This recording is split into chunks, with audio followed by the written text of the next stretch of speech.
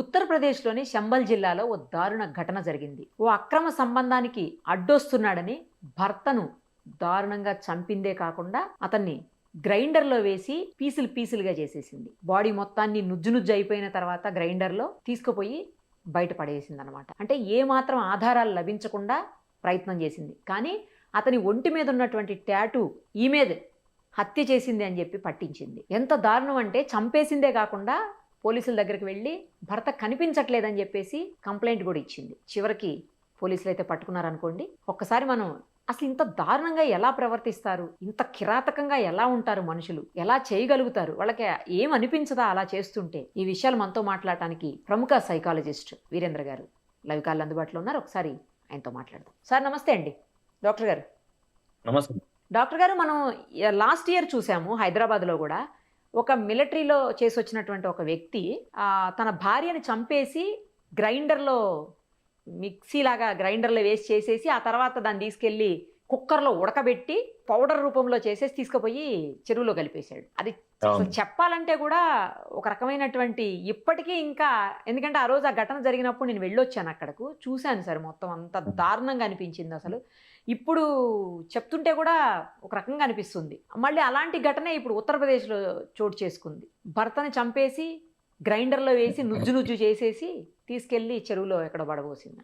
ఏంటి సార్ మనుషులు అసలు ఇంత దారుణంగా? ఎందుకంటే వాళ్ళ లైఫ్ పార్ట్నర్స్ కదా, ఇంత కిరాతకంగా ఎలా ప్రవర్తిస్తారు?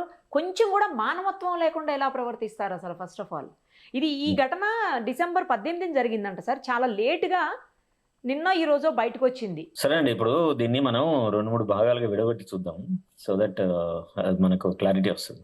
ముందుగా ఏంటి, వ్యక్తిని చంపడం. రెండోది చంపిన తర్వాత దాన్ని బాడీని ఎట్ట చేయాలని. మనం ముందుగా చూడాల్సింది ఏంది, చంపడం అనేది ఒక భార్యాభర్తల సంబంధం కొనసాగుతున్న క్రమంలో భార్య భర్త పట్ల ఏమంటారు ద్వేషం పెంచుకుందో లేకుంటే అడ్డొస్తుందని అనుకున్నాడో మొత్తానికి అక్రమ సంబంధానికి కలిసి. ఇక్కడ హైదరాబాద్ కేసు కూడా అంతే సార్. అక్రమ సంబంధానికి అడ్డొస్తుందనే భార్యను చంపాడు. ఇక్కడ కూడా సేమ్ సిచ్యుయేషన్. కాబట్టి ఇప్పుడు మనం అర్థం చేసుకోవాల్సి ఏంటంటే, ఇదేమి కొత్త విషయం కాదు.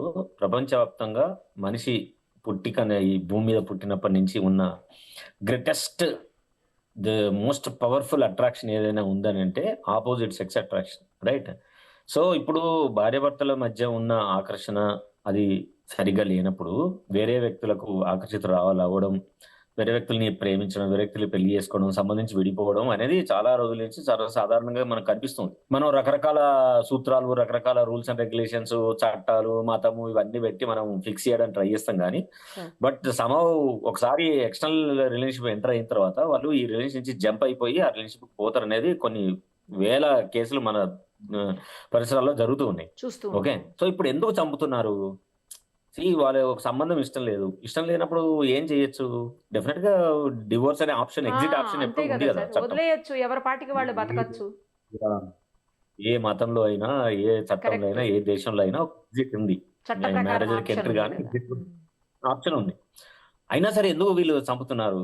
దిస్ ఇస్ అసలు మనం బాగా ప్రశ్నించుకోవాల్సిన అవసరం ఏంటంటే, ఎందుకు చంపడాన్ని వీళ్ళు ప్రాక్టీస్ చేస్తున్నారు?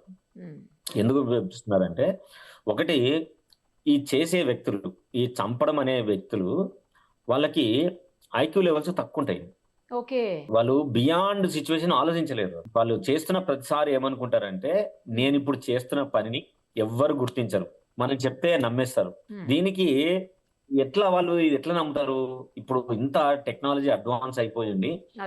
ఎక్కడనో ముందులకు దొంగతనం చేసినా సరే కెమెరా ద్వారా పట్టించుకొని పోలీసులు within no time change చేసి 24 hours లో పట్టేసుకుంటున్నారు కదా.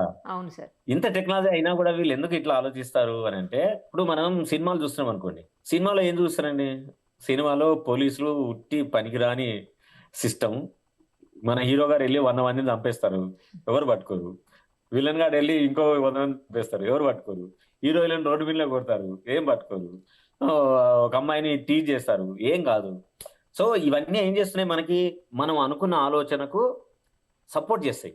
సో దీన్ని ఏమంటామని అంటే, బ్రెయిన్ మనకు తెలియకుండానే కన్ఫర్మేషన్ బయాస్ అని అంటాం. అంటే మనం ఏదైతే అనుకుంటామో దానికి అనుకూలంగా ఉన్న విషయాలనే చూస్తాము, అనుకూలంగా ఉన్న విషయాలనే చదువుతాము, అనుకూలంగా ఉన్న వ్యక్తులతోటే మనం ఈ విషయాన్ని చర్చిస్తాము. సో ఇప్పుడు మన ఫ్రెండ్స్ తోటి నేను ఇట్లా హత్య చేయాలని ఆమె మాట్లాడి ఉంటది. మాట్లాడితే ఎట్లా మరి పోలీసు పట్టుకుంటారు కదా అని ఎవరో అంటారు కదా. అవును. అవును. అన్నప్పుడు ఏం చేస్తారు, మనం ఇట్లా చేద్దాము, మనం ఇట్లా రుబ్బేద్దాము, కాబట్టి ఎవరు పట్టుకోరు. ఎట్లా తెలుస్తుంది రుబ్బేస్తే?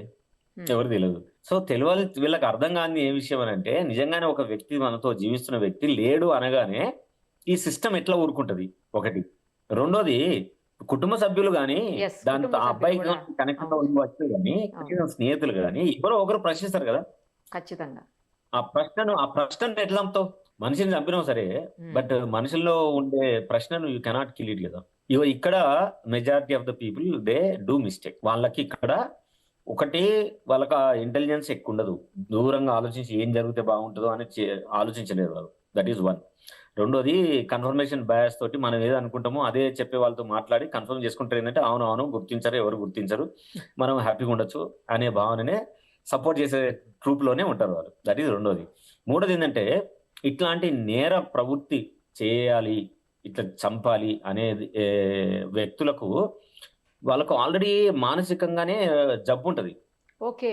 సో ఈ మానసిక జబ్బుతోటి ఏం చేస్తారంటే, వాళ్ళు ఎమోషనల్ గా అయిపోతారు. వాళ్ళు ఏ ఏ ఏ లక్ష్యం అయితే నెరవేర్చుకోవాలనుకుంటున్నారో ఆ లక్ష్యానికి మాత్రమే అనుగుణంగా ఉండే పనులు మాత్రమే వాళ్ళకు ఎక్కువ రెస్పాన్సిబుల్ అనిపిస్తాయి. ఉహు. మిగతా అన్ని వాళ్ళకు పెద్ద టచ్ చేయవు. సో కాబట్టి వాళ్ళు డెఫినెట్ గా ఆ పనిని చేద్దాం అనుకుని నిర్ణయించుకున్నారు కాబట్టి చంపేస్తాం. చంపేయడం చేసిన తర్వాత ఇక అది ఓన్లీ ఆబ్జెక్ట్ కదండి. అంతేలే సార్. ఆ! సో అడ్డు తొలగింది. నెక్స్ట్ ఏంటి? పోలీస్ సిస్టమ్ నుంచి మనం తప్పించుకోవాలి. తప్పించుకోవాలంటే ఏం చేయాలా? ఉమ్. ఏమి అవకాశాలున్నాయి తప్పించుకోవడానికి? ఉమ్. మనం శవం దొరకకుండా చేయాలా? ఏ ఉమ్. ఏ రకంగా చేస్తే శవం దొరకకుండా అయితది? మనం ముక్కలు ముక్కలు చేద్దామా? లేకుంటే ఉడకబెడదామా? లేకుంటే ఏది చేద్దామా? ఇంకా అవన్నీ they deal as if it is only object, not as a person. So ఎప్పటినుంచో వ్యక్తి గురించి ఒక ఎమోషనల్ ఏమంటారు, హేట్‌రెడ్ పెంచుకున్న ఒక వ్యక్తి ఉమ్. ఎట్లయితే ప్రవర్తించాలో ఈ విషయం లోపల ఎగ్జాక్ట్‌గా వాళ్ళు అట్లే ప్రవర్తిస్తారు. కాబట్టి వాళ్ళు చివరికి ఈ పరిస్థితికి చేరుకునేందుకు ఎక్కువ అవకాశం ఉంది. ఇవి ట్రీట్మెంట్ చేయాల్సిన అవసరం ఉంటుందా సార్ ఇలాంటి వ్యక్తులకు? లేకపోతే అవసరం లేదని శిక్ష పడితే సరిపోద్దా? No, set no, no. అయిపోతారా? ఇదే గదండీ! ఇప్పుడు శిక్షతోటి మనుషులెప్పుడు మారరు. శిక్ష అనేది ప్రతి సిస్టమ్‌లో రూల్ ఆఫ్ ద ల్యాండ్ ఉంటది గాబట్టి, ఆ రూల్ ఆఫ్ ద ల్యాండ్ తోటి పోతారు. బట్ ప్యారలల్‌గా ఏం జేయాలి వాళ్ళకి, నిజంగానే ఇమ్మీడియేట్‌గా వాళ్ళను సైకియాట్రిస్ట్ చూపియాల. ఒక సైకాలజిస్ట్ టీమ్‌కి చూపియాల. ఒకటి సైకాలజికల్ ఇవాల్యుయేషన్ ఉంటది. ఉమ్. పర్సనాలిటీ అసెస్‌మెంట్ ఉంటది. వాళ్ళకి ఏం సైకోపాథాలజీ ఉందో ఐడెంటిఫై అయితది. ఆ సమస్య ఎప్పటినుంచుందో తెలుస్తది. తెలిసినప్పుడు ఏంది, దీని ఫీడ్‌బ్యాక్ తీసుకొని ఈ డేటాను మనం ప్రజలకు తీసుకురావాలి యాక్చువల్‌గా అయితే. ఇప్పుడు మన జైల్ అనే సెంటెన్స్‌ని చేంజ్ చేసి డిపార్ట్‌మెంట్ ఆఫ్ కరెక్షన్స్ అని పెట్టుకున్నాం గదా! ఇప్పుడు. We are not calling it as a jail. We are calling it department of corrections. కానీ అన్‌ఫార్చునేట్ ఏంటంటే, మన దేశంలో ఇప్పటి వరకు గూడా ఈ శిక్షల గురించి, తర్వాత శిక్షించబడుతున్న వ్యక్తికి మానసిక స్థితిని తాలూకు రీసెర్చ్ గాని మన దగ్గర ఏం లేదు. ఎప్పటినుంచో ఉన్న రూల్స్, రెగ్యులేషన్స్‌నే మనం ఇప్పుడు ఫాలో అవుతున్నాం. నిజానికి ఏం జేయాలా? ఒక వ్యక్తి ఇలాంటి ఏమంటారు, అందరికీ భయం గొలిపే పద్ధతిలో ప్రవర్తించి కిరాతకంగా ఉండే వ్యక్తులను నిజానికి వాళ్ళ ఒక రీసెర్చ్ సబ్జెక్టివ్‌గా ఆలోచించాలి మనం. అవును. ఆలోచించి వాళ్ళ మీద పరిశోధన చేయాలి. వాళ్ళ నాకు ఆలోచన సార్ విధానం నాకు ఇంకో చిన్న డౌట్ కూడా ఉంది. యాక్చువల్లీ ఇప్పుడు ఇలా శిక్ష వేస్తారు. అంత లేకపోతే సైకియాట్రిస్ట్ చూపిస్తారు. సైకాలజిస్ట్ టీమ్ చూస్తుంది. అంతా ఓకే. కానీ వాళ్ళు నిజంగానే సైకలాజికల్ ప్రాబ్లమ్‌తో బాధపడుతున్నారా? లేకపోతే యాక్ట్ చేస్తున్నారా? అదెలా తెలుస్తుంది? తప్పించుకోవడానికి యాక్ట్ చేయొచ్చుగా? లే లే లే. వాళ్ళకి ఇప్పుడు మనకి ఒక ప్రొజెక్టివ్ టెస్ట్ అని ఉంటది సైకాలజీలో. ఓకే. వాళ్ళు ఒక 3, 4 టెస్ట్‌లు ఉంటాయి అట్లా. రోషాక్ ఇంక్ బ్లాట్ టెస్ట్ అని, ఆహా! ఎంఎంపీఏ అని, ఓకే. ఇవన్నీ పర్సనాలిటీ టెస్ట్‌లు. ఆహా! నువ్వు ఒక్కసారి 2 సార్లు అబద్ధాలు ఆడగలుగుతావు కావచ్చు. కానీ ఎక్కువ సార్లు ఆడలేవు. ఆ పరీక్ష దొరకబట్టిచ్చేస్తది. Okay. They are so powerful that they can easily identify that what is your problem. ఓహో! సో ఆ ప్రాబ్లమ్ వచ్చిన తర్వాత దాన్ని ఎట్లా ట్రీట్ చేయాలా? దానికి మోడల్ థెరపీస్ ఏమున్నాయి అనేది చాలా ఎస్టాబ్లిష్డ్ థెరపీస్ ఉన్నాయి. మన భారతదేశంలో వీటిని పట్టించుకోరు గానీ, ప్రపంచవ్యాప్తంగా ఇప్పుడు మోస్ట్ డెవలప్డ్ కంట్రీ అమెరికా లాంటి దేశాల్లో, లండన్ లాంటి దేశాల్లో తప్పకుండా ఒక హయ్యర్ పొజిషన్‌లోకెళ్ళాలి అని అనుకుంటే ముందు ఈ టెస్ట్‌లు చేస్తారు. ఓకే. ఇలా ఇప్పుడు రాలో ఉండాలి. ఇన్వెస్టిగేషన్ టీమ్‌లో ఉండాలి. హైయెస్ట్ పొజిషన్‌లో ఉండి వచ్చిన నేరస్తులని, లేదు బయట నుంచి వచ్చిన ఏమంటారు వేరే కంట్రీ నుంచి మన దేశానికి డిప్యూట్ అయిన ఆ కంట్రీ యాహ్! Representatives sir. వీళ్ళందరినీ ఇంటర్వ్యూ చేసి వాళ్ళ ఇన్‌సైడ్ థాట్ ఎవాల్యుయేట్ చేయాలి అంటే okay. Person need to have high level of intellectual ability. So వాళ్ళకి ఏం పెథాలజీ ఉండకూడదు. ఇవన్నిటిని ఉన్నాయా లేవా అనుకోవడానికి పర్సనల్ టెస్ట్ చేస్తాం, చేసి అప్పుడు రిక్రూట్ చేస్తాం. సో దట్ ఈ పర్సన్ యొక్క ఫుల్ పొటెన్షియల్ ని మనం ఉపయోగించుకోవడానికి అవకాశం ఉంటుందని అట్లా చేస్తాం. Right sir. మన దేశంలో చాలా తక్కువ చేస్తారు కానీ, బట్ అవును, మన వేరే ఏ దగ్గర దేశంలో పెద్దగా అయినా సరే ఉండదు కదా, అలా హై చేస్తే పొజిషన్ బాగుండు వాళ్ళని మన దగ్గర తీసుకుంటారు. కూడా చాలా బయటపడతాయి. మనకి యాక్చువల్గా ఇది ఇప్పుడు ప్రతి కాలేజీలో స్కూళ్ళలో అమ్మాయిల మీద దాడులు జరుగుతున్నాయి, అవును, అటాక్స్ అవును, జరుగుతున్నాయి. అవును. ఎందుకు జరుగుతాయి? టీచర్లు చేస్తుంటారు, లేదు బస్ డ్రైవర్లు చేస్తున్నారు. చేసినప్పుడు యాక్చువల్గా ఏం చేయాలంటే ప్రతి స్కూల్లో ఫ్యాకల్టీ కానీ లేదు సబ్ స్టాఫ్ ఎవరున్నా సరే వాళ్ళను సైకోమెట్రిక్ అసెస్మెంట్ ద్వారా వాళ్ళకి ఏమైనా సైకోపథాలజీ ఉందో ఐడెంటిఫై చేయాలి. చేసి వాళ్ళని నిజంగానే ఐడెంటిఫై అయితే వాళ్ళకి ట్రీట్మెంట్ చేయాలి. ట్రీట్మెంట్ చేస్తే బెటర్ అవుతారు వాళ్ళు, కాకపోవడం అంటూ ఉండదు. సో వెరీ రేర్ ఒక పర్సనాలిటీ డిజార్డర్స్ లెవెల్లో ఉన్న వాళ్ళు కొంచెం ఇబ్బంది అయితే వాళ్ళని మనం తీసి బయట పెట్టడమే చాలా ఉపయోగకరమైన పని. కాబట్టి ఈ ఈ ఈ మోడల్ ఆఫ్ సిచ్యువేషన్ మన దేశంలో కూడా వస్తే మనకి ఇట్లాంటి కిరాతకాలు జరగడానికి చాలా తక్కువ ఆస్కారం ఉంటుంది. ఓకే. మనం పిల్లలు స్కూల్ పంపించినా వేరే దగ్గర పంపించినా కానీ ఒక సేఫ్ ఎన్వైరన్మెంట్ క్రియేట్ చేసిన ట్రస్ట్ మనకు కరెక్ట్ ఉండేందుకు సార్. అవకాశం ఉంటుంది.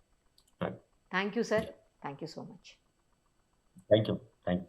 సుమన్ టీవీలో మీ పర్సనల్ అండ్ బిజినెస్ ప్రమోషన్స్ కోసం కింది నెంబర్కి కాంటాక్ట్ చేయండి.